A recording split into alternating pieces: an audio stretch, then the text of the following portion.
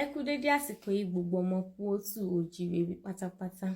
This is the third version of the history of ODÚDÚWÀ, and this one is coming from the Binni people. According to the Binni people, lórí ọ̀rọ̀ Ẹ̀kàlàdé tó ganu lọ sí Ondo láti Binni, bàbá gba ọpẹ́ wa. Láti Ondo ó wá ganu wá sí Ilé-Ifẹ̀, bàbá ẹ̀gbà ìyìn wa.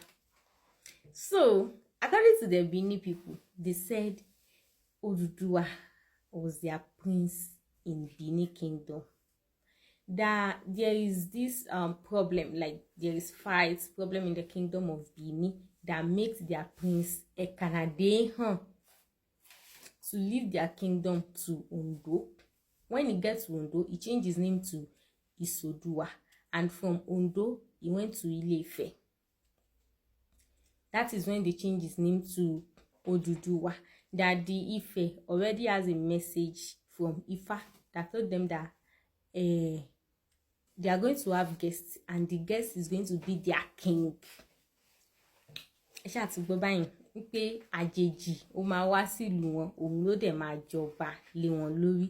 So Isodùwà Ẹ̀kàlàdé tó ń bọ̀ láti Binni tó dé Ondo tó yí orúkọ ẹ̀ padà sí Isodùwà, ó wá dé Ilé-Ifẹ̀ wọ́n á yí orúkọ ẹ̀ padà sí ODÚDÚWà tó ipá àwọn ará Ifẹ̀ ò lè pé Ẹ̀kàlàdé àbí Ẹ̀kàlà tó dáràn káàkiri.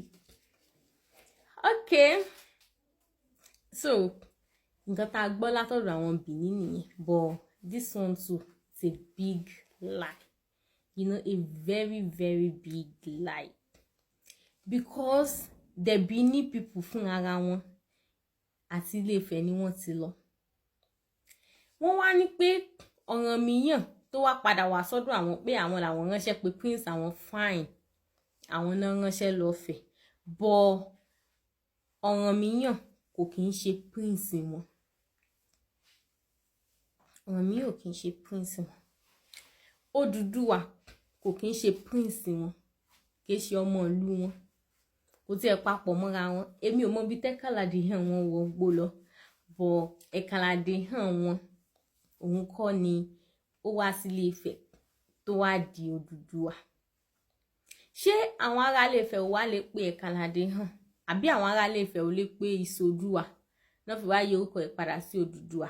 Bí mo ṣe sọ lánàá, ODÚDÚWà is a name that has meaning in Ilé-Ifẹ̀. So Binni people, ẹgbẹ́ra yín sẹ́gbẹ̀, that history is the first story, and ìtàn yẹn bí mo ṣe sọ tẹ́lẹ̀tẹ́lẹ̀ pé wọ́n fọ́ mi nígbà tí wọ́n ní issue, tí ọba Binni tó ní issue pẹ̀lú àwọn ìdílé Ògìṣó.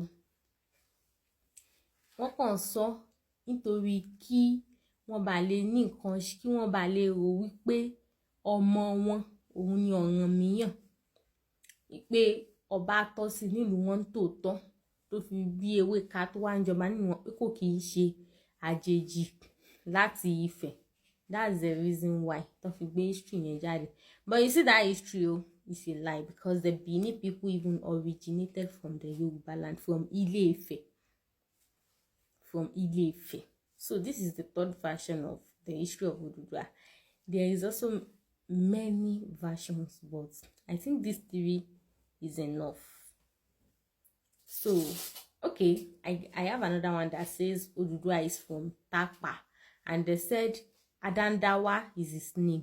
Ṣebí Adandawa yẹn ni mo pronounce yìí. How come táwọn ará Ilé-Ifẹ̀ gbà yẹn tẹ́ máa sọ pé wọ́n lè pè?